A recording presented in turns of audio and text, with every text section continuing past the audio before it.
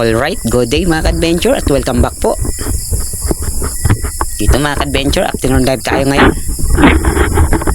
Sana naman makadahil tayo ng isda dahil ilang beses natin pabalik-balik ng spear fishing. Lagi tayong nakakukulelat.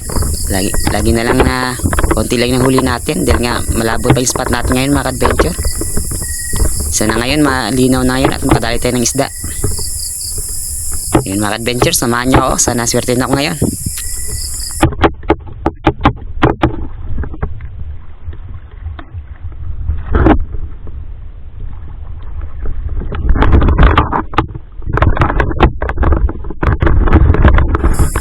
Okay, let's go. Dito mga ka-adventure, ilang drop ko na ito at di pa tayo nakadali ng isda. Ganun pa rin mga ka-adventure, malabo pa rin talaga yung spot natin ngayon.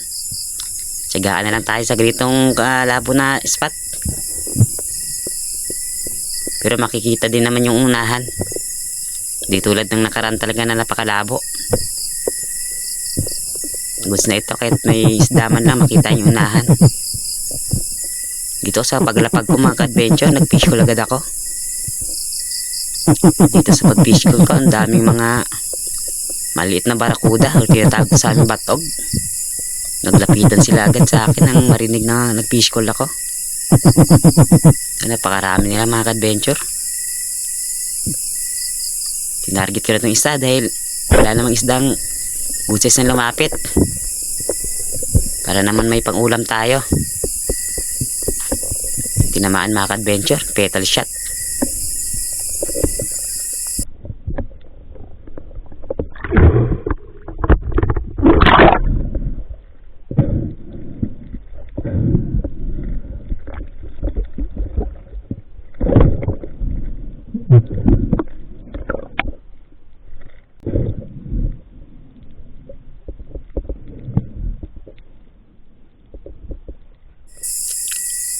Unang isda natin mga ka-adventure, isang batog.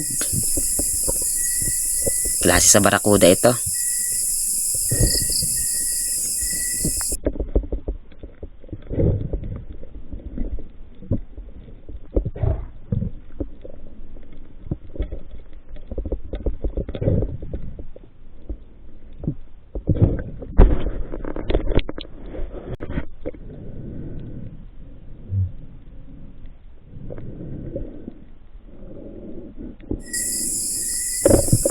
Dito mga ka-adventure, dahil hindi nagalisan yung mga kasama na natira natin na batok, binalikan ko to.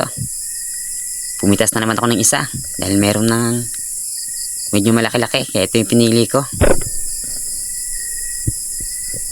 Dinrap shot ko na mga ka-adventure. Ayun, napital shot ulit mga ka-adventure. Pangalawang isda, batog na naman. Dun na to pang ulam. Kaya di naman lugi yung pag-dive natin ngayong araw na ito.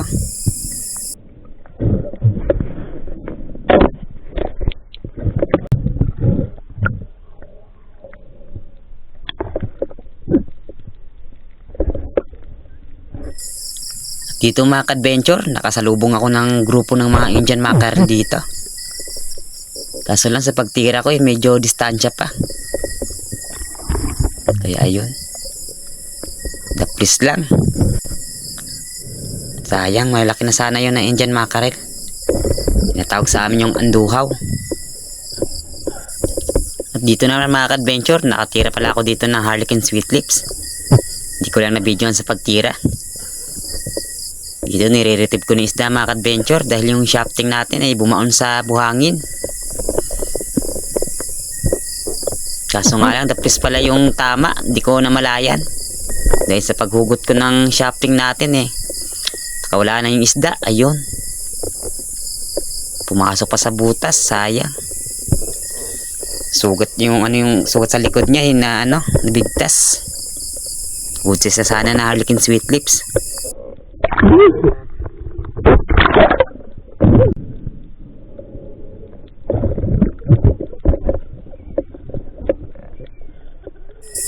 At ito naman sumunod mga ka-adventure, nakatira na naman ako dito ng 1 dot snapper. Hindi lang natin na videohan, ganun pa rin. Yung shafting bumaon pa rin sa buhangin. Pero sure natin hindi makakawala dahil gitnang-gitna yung tama niya. Isang good size na 1 dot snapper. Tawag din sa amin tong auman. At ito na rin yung last na isda ko mga ka-adventure. Dahil umuwi na ako pagkatapos nito. Dahil wala talaga.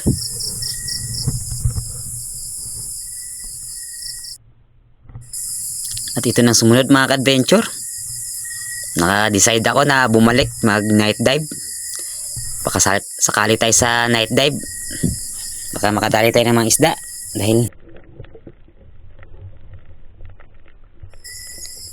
at dito sa unang sisid ko mga ka-adventure, nakakita ko dito ng grupo ng mga hitong dagat o tinatawag sa amin ito. Ang dami nila, napakaamo. Di ako kumukuha ng ganito dahil nga sakit na makatinik.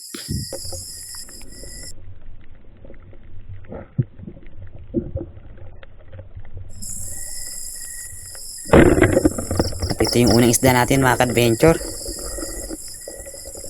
Isang malapad na isda, hindi ko alam kung anong tawag dito. Isda sa buhangin. Parang sapsap.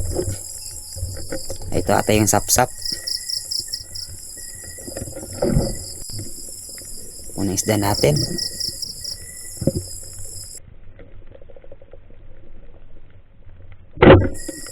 At dito mga ka-adventure, nakita na naman ako dito ng isang batog. Kaya tinira ko na to. Ito na stone shot siya.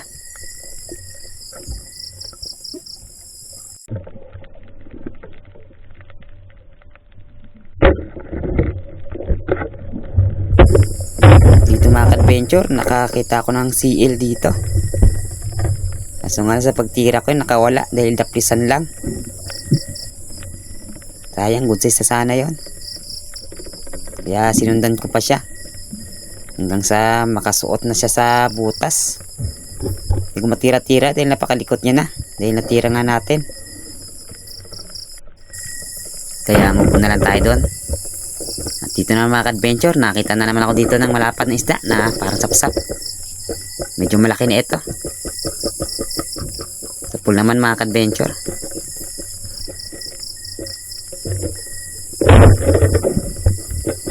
Good size na.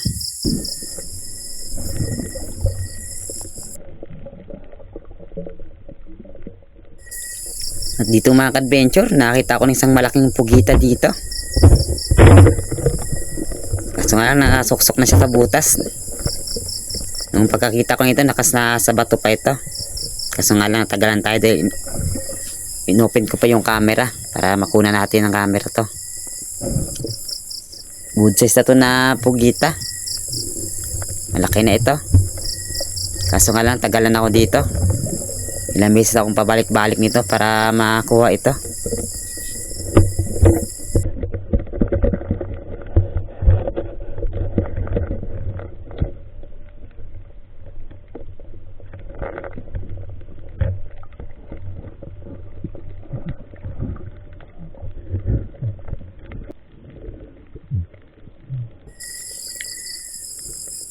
At dito sa pagbalik ko mga ka-adventure, nakuha ko na to.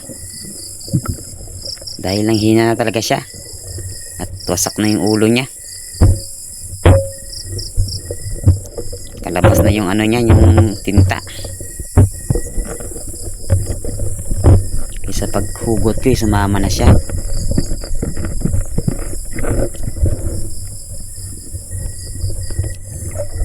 Ito na nga, nahugot na nga natin.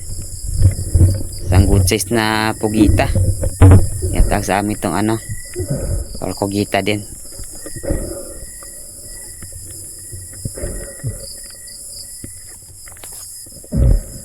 Umabot nga pala ito mga ka-adventure ng 2.3. At nabenta ko ito.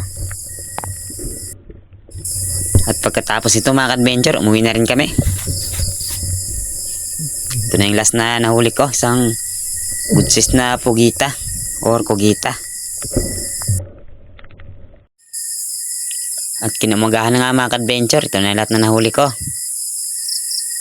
Konti lang yung isda ko. Pang ulam. Pero nakadali nga pala tayo dito ng isang malaking pugita. Kaya ito yung nabenta ko. Kumita din ako halos ng 500 nito. Ayun mga ka-adventure, hanggang dito na lang. Kita-kita ulit tayo sa mga susunod na spearfishing adventure ko. Maraming salamat sa panood.